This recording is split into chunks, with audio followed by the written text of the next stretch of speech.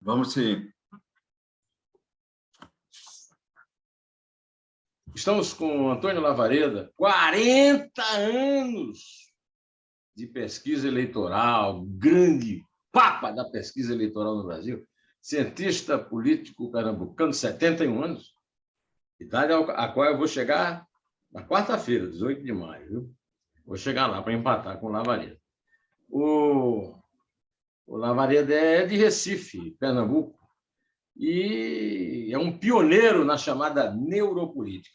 Ele ficou aqui, foi a atração aqui do canal Zé Monitor no YouTube, há 2 semanas, com a entrevista do professor Joaquim Falcão, da Fundação Getúlio Vargas, que disse que o Brasil está na angústia, citando o livro dele, né, que é, assim, digamos,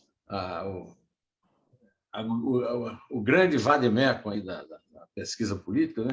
Emoções ocultas e estratégias eleitorais. Eu me lembrei da psicopatologia da vida cotidiana do Sigmund Freud, que é um dos meus textos favoritos. Mas aí o Joaquim disse que está da angústia, com aí a perspectiva de golpe, estamos indo para o pânico. Né? E aí, na semana seguinte, veio o Ney Lima Figueiredo para levantar a bola aí de vez para a gente entregar para o Lavareda bater, lá em Lisboa, onde está participando de um congresso. Alô, alô, Lavareda, fala! Olá, Neumann. Prazer estar conversando com você e com os seus espectadores aqui. 318 mil. Como é que é? Como é que é essa? De onde você tirou essa angústia, Lavareda? Olha, Neumann, a cada eleição, a cada processo de disputa presidencial, você imagina que nos países presidencialistas, essa eleição é a principal, né, o topo da hierarquia do sistema político que está em questão. Então, ela mobiliza uma carga emocional muito grande, né, mobiliza, sobretudo, sentimentos. Já há muito se sabe, e isso na ciência política avançou desde os anos 90 do século passado e no início desse século bastante com a teoria da inteligência afetiva e depois com estudos de neuropolítica baseado no imagiamento cerebral que prosperou, né, a partir também do final dos anos 20. Então, o que é que se concluiu? Que os eleitores, obviamente, são motivados, além dos aspectos racionais, frequentemente abordados em pesquisas de surveys, pesquisas de amostragem, eles são movidos por sentimentos. Os eleitores, como os cidadãos, como já disse o Antônio Damasio, né, um dos maiores neurocientistas que nós temos aí, contemporâneos, eles são máquinas de sentimentos que pensam, e não máquinas pensantes que, às vezes, se emocionam. Então, e que emoções são essas, que sentimentos são esses que estão em curso nessa campanha eleitoral de 2022? Vamos olhar para trás para nos ajudar um pouco a pensar a transição. 2018, todos sabemos, foi uma eleição com aquela onda tsunâmica, né? Colocou abaixo um dos pilares daquele duopólio partidário que disputava eleições presidenciais entre 1994 e 2014. Nós estamos falando daquelas disputas tucanos versus petistas, o tempo todo, ora ganhando uns, ora ganhando outros. Pois bem, essa eleição, essa vaga de 2018 foi, sobretudo, uma vaga emocional a partir de dados concretos, obviamente, dados objetivos. Nós estávamos com o país em crise econômica, nós estávamos vivendo simultaneamente uma crise moral, judicial, policial, carreada, não é, comandada, produzida, em certa medida, pela Operação Lava Jato. Então, o sentimento predominante em 2018 foi a raiva, não é, traduzida como indignação, do ponto de vista moral. Não é? A indignação foi o sentimento dominante, o sentimento master naquela eleição que culminou, né, na vitória do atual presidente Jair Bolsonaro. Pois bem, veio o governo Jair Bolsonaro, veio uma série de circunstâncias que todos nós conhecemos, não vou aqui sintetizar agora, mas veio também a pandemia. E a pandemia despertou, sobretudo, que emoção, Neumann? Despertou o medo, a insegurança, a incerteza, milhares de pessoas hospitalizadas, milhares morrendo, sem a vacina ainda, muita incerteza em derredor, trazendo medo e ansiedade. Pois bem, essa ansiedade, o medo da pandemia diminuiu, arrefeceu, embora ela, vez por outra, o coronavírus nos pregue sustos, né, e nos traga alguma incerteza, mas diminuiu bastante, mas deu lugar a uma ansiedade diante desse mundo pós-pandemia, entre aspas, porque nós não sabemos exatamente quando ela vai se afastar de nós, mas uma ansiedade com relação a esse Brasil machucado que sai da pandemia, obviamente, com seus problemas agravados, com mais desigualdade, mais problema na escola pública, a saúde, a estrutura do SUS, estressada durante a pandemia, agora submetida a uma demanda que ainda mais coloca exposta à sua crise, sobretudo uma crise de funding, de financiamento. O Brasil, às voltas hoje, com inflação, não é uma singularidade brasileira, mas para o cidadão comum não há o que discutir se o problema é internacional, se o problema é apenas local. O certo é que nós temos, depois de muito tempo, uma inflação de 2 dígitos. Temos taxas de juros de 2 dígitos também, temos desemprego de 2 dígitos. Então, é esse Brasil ansioso, esse Brasil bastante angustiado, que vai comparecer às eleições. Não mais indignação, a indignação fica para trás. E há alguns indicadores objetivos disso. Eu vou pegar um deles. Objetivo no sentido de que ele se materialize em números, embora ele seja produzido pelas pesquisas de opinião, ou seja, na dimensão subjetiva. A pauta de problemas que a população brasileira indica como prioritários para serem enfrentados pelo próximo presidente logo nas primeiras horas. Mal sentou na cadeira, o que é que os eleitores querem, desejam, imaginam que esse presidente deva enfrentar? Os temas econômicos, em primeiro lugar, a inflação, segundo, o desemprego, ou seja, questões que mexem com o bolso e mexem com a vida das pessoas. Porque quando a gente fala em economia, a gente precisa lembrar que o cidadão comum, isso não é uma tecnicalidade. Economia tem a ver com as principais características da vida das pessoas. É a economia, por exemplo, que dita o seu poder de compra, que dita a condição de colocar o seu filho numa escola privada ou não, de ter um plano de saúde ou não, de desfrutar de férias ou não, de fazer uma viagem, poder eventualmente frequentar um restaurante ou não, etc. e tal. Então, a nossa vida é basicamente pautada pela economia. Pois bem, é essa ansiedade que já atinge um patamar de angústia que, no meu entendimento, e a partir dessa reflexão da neuropolítica, vai pautar, do ponto de vista emocional, a eleição desse ano, Neuva. Mas você concorda com o Joaquim Falcão, que não é pernambucano, é carioca, mas tem suas origens todas em Pernambuco, de que essa angústia marcha para um ambiente de pânico? Olha, eu vi o programa que o Joaquim fez com você, mais um excelente programa. O Joaquim é um analista brilhante, como todos nós sabemos, conhecemos.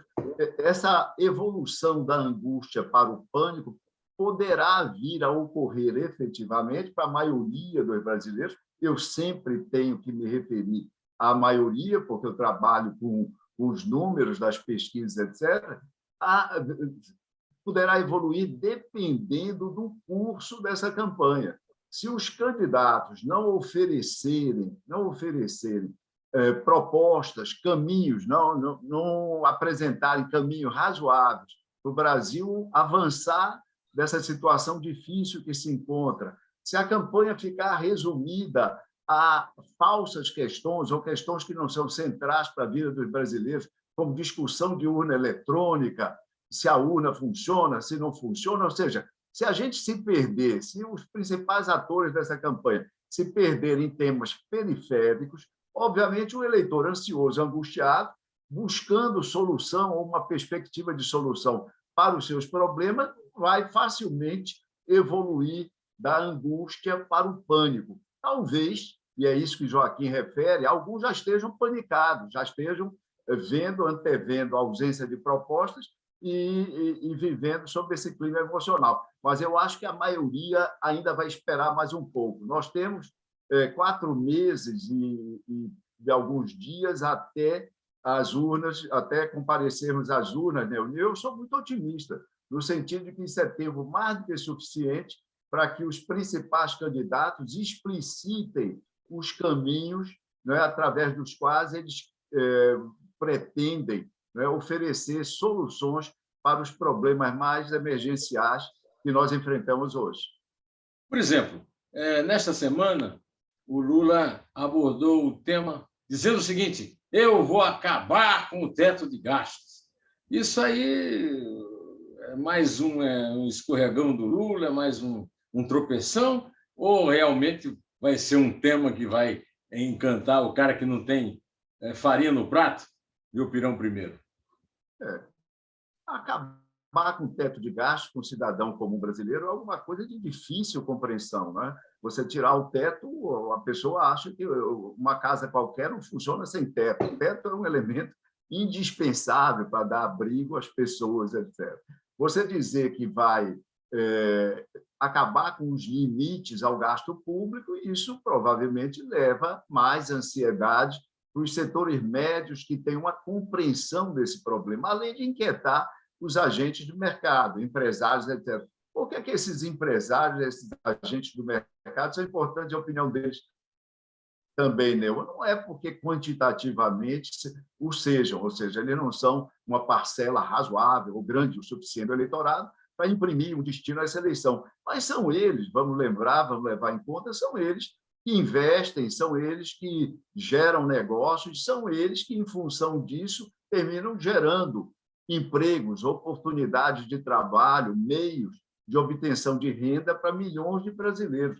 Eu ainda há pouco falei que nós temos um desemprego, uma taxa de desemprego hoje ainda na casa dos 2 dígitos. Isso é uma coisa, é uma situação de sofrimento, inimaginável para nós, milhões e milhões de brasileiros e suas famílias vivendo à míngua, não é? Passando efetivamente necessidade, com extrema dificuldade de enfrentar as exigências do cotidiano.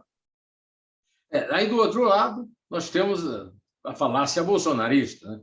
Você já se referiu à questão das urnas, que essa sim uma questão menor, até porque é um absurdo, né? Que eu chamo a falácia dos desiguais, né? Que produz o hacking da República do Absurdo. E agora,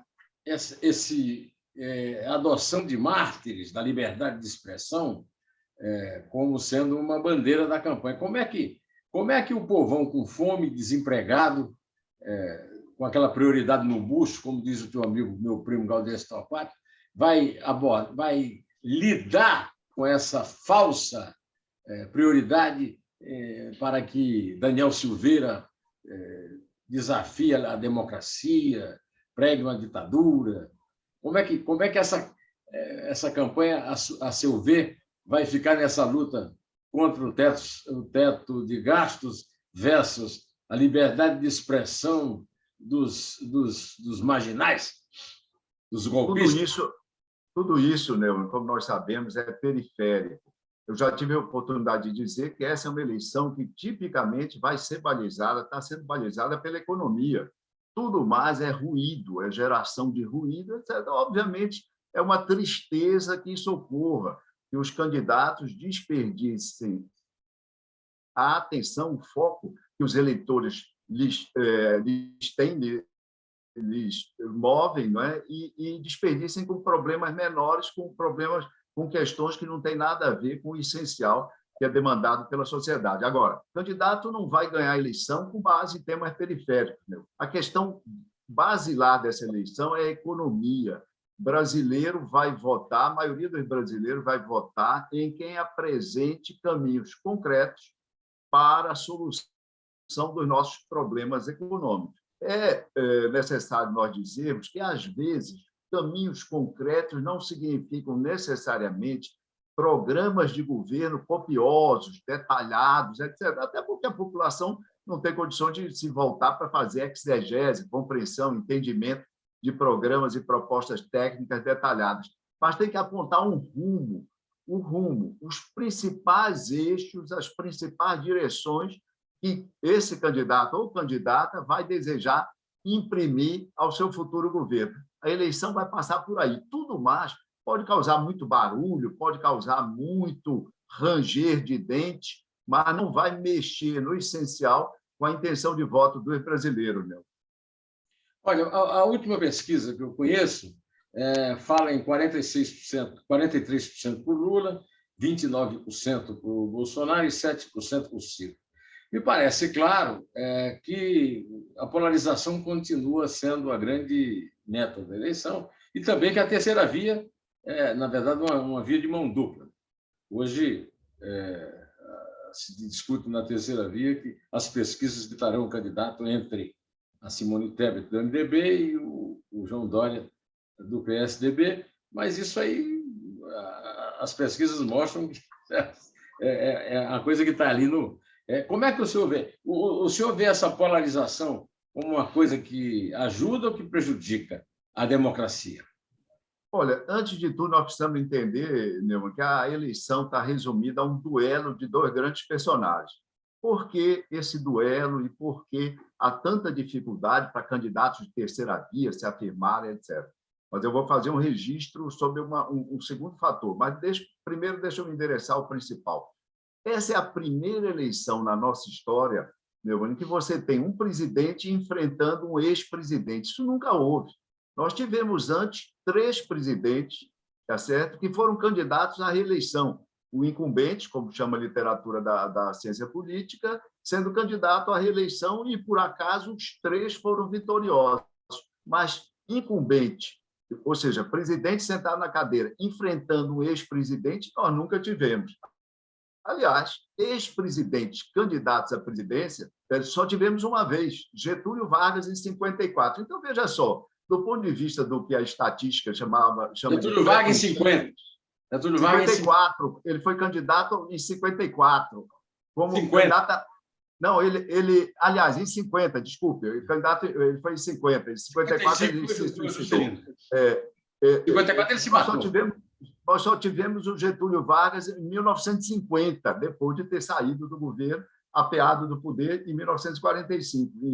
No final de 45. Então, veja o seguinte, é a primeira vez que um presidente enfrenta um ex-presidente. Isso é raríssimo, isso nunca ocorreu no Brasil e é raríssimo no mundo, entendeu? Isso nunca ocorreu. E ocorreu agora na França. O Sarkozy, ano passado, foi cogitado para ser candidato a presidente este ano, mas seus problemas judiciais não permitiram o resultado. Não tivemos isso. Provavelmente vamos ter em 2024 nos Estados Unidos, que o Biden deve enfrentar o Trump na eleição presidencial. É uma coisa muito rara. E esse duelo de titãs, digamos assim, um presidente com seu peso e a caneta que dispõe versus um ex-presidente com imagem consolidada, como é o caso de Lula, não é? Isso cerceia o espaço. O segundo fator, Neumann, que merece registro, é que essas incertezas, esse bate-cabeça dos vários partidos da terceira via, eles também denunciam a fragilidade do nosso sistema partidário. Nós temos muitos partidos, e todos frágeis, muito frágeis. Nossos partidos são hidropônicos. Você lembra daquelas plantas, daqueles vegetais que são criados em meio líquido, sem terras, e suas raízes ficam boiando nesse meio líquido, e são os nossos partidos. Ele não tem nenhum enraizamento na sociedade. Então, num momento como esse, a oposição vira esse bate-cabeça de presidentes de direções partidárias que não conseguem coordenar seus interesses e não conseguem abrir mão, eventualmente, de candidaturas menos competitivas em benefício daquela ou daquelas mais competitivas, e nós ficamos assistindo essa frustração para os brasileiros que sonhavam com um caminho alternativo ao ex-presidente Lula ou ao atual presidente Bolsonaro. Mas aí nós temos uma crítica muito severa à Constituição, todo mundo critica, você, eu, qualquer um. Agora, a questão toda é que não é da Constituição, na minha opinião, o pior problema que foi criado no Brasil. O pior problema criado no Brasil foi a reeleição liberada, geral. O Brasil criou você disse, Lavareda, um sintoma mundial, um ineditismo. O presidente perpétuo. Nós vamos ter aí longas e longas eleições, sempre o Bolsonaro e o Lula disputando, porque a reeleição brasileira permite esse absurdo, né? O Lula foi presidente 2 vezes, poderá concorrer mais 10, dependendo das circunstâncias históricas e biológicas. Então, nós temos, talvez, em vez de uma reforma constitucional, a grande reforma é acabar com a reeleição da forma como é no Brasil. Porque nos Estados Unidos, o presidente é reeleito uma vez, acabou. O Trump pode acontecer a sucessão aí com o Biden, porque ele perdeu a eleição. Mas quem ganha 2 eleições não concorre mais. Isso é uma coisa... Eu concordo com você, meu, em gênero, número e grau. Agora, eu adiciono um elemento fundamental para qualquer reforma política digna desse nome no Brasil. Não adianta só fazer o cláusula de barreira, não adianta só acabar, e foi muito importante, deve ser sublinhado, não adianta só acabar com as coligações na eleição proporcional, foi muito importante também, devemos reconhecer. É fundamental acabar com esse voto proporcional de lista aberta, Neumann. Os candidatos se apresentam como indivíduos, praticamente como pessoas físicas aos eleitores. Os eleitores não lembram, passado 3, 4 meses, sequer do partido do candidato, às vezes não lembram nem no dia da votação, votam no número, na pessoa do candidato. Isso faz da nossa Câmara Federal um agregado de 513 empreendedores individuais, meu. Isso não tem nenhuma consistência, é impossível acabar com esse sistema partidário hidropônico ao qual me referi, ou seja, absolutamente superficial. É impossível acabar com isso, porque esse sistema eleitoral, voto proporcional de lista aberta, está mais do que passado o tempo de fazer isso. Se você adotasse o sistema distrital misto alemão, por exemplo, eu estou me referindo ao alemão porque é aquele que mais países hoje estão esposando, estão utilizando, porque tem se mostrado bastante eficiente. Você teria um choque de proximidade entre o representante e o representado, você teria um choque de partidarização da sociedade, porque esse partido reconhecido pelo público ele tem que ficar à altura da expectativa popular, da expectativa da sociedade, senão ele, na próxima eleição ele é despachado ou é reduzido. E você teria um barateamento, isso já foi provado em pesquisas, Neumann, de 80% do custo das nossas campanhas parlamentares. É um absurdo. Você pega um estado como São Paulo, um cidadão, veja qual é a lógica, se pode haver lógica, um cidadão tem que escolher um candidato a deputado federal entre 1.300 nomes, entre 1.300 candidatos. Qual é o sentido disso? Isso, obviamente, não é sério. Pois é, nós temos, então, agora o caso grave, por exemplo, da lei da improbidade, que foi uma conquista da Lava Jato, uma conquista que o povo aplaudiu, que foi pisoteada, rasgada, cuspida no episódio de Manaus.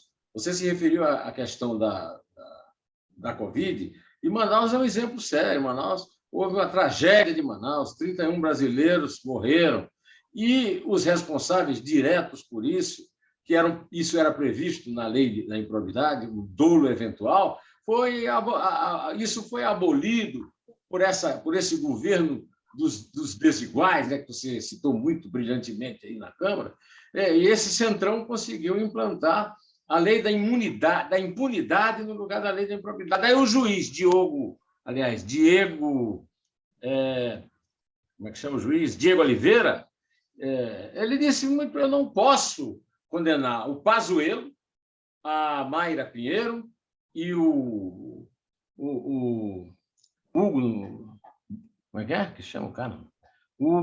Hélio Longatti, porque teria que provar que eles quiseram matar cada um dos 31. Então, nós viramos aqui a República dos absurdos. Uma lei que garante a impunidade do mau servidor, a pretexto de evitar que o bom servidor seja punido. Você acompanhou esse noticiário?